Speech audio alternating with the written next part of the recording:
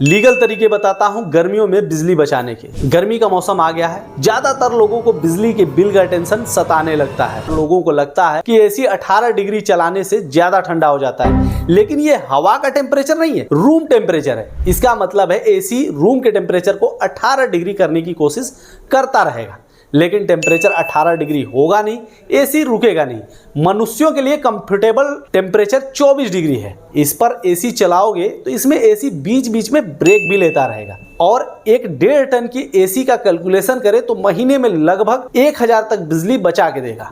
और जरा सोचो, जब सूरज से बिजली मिल रही है तो बिजली का पैसा क्यों दें?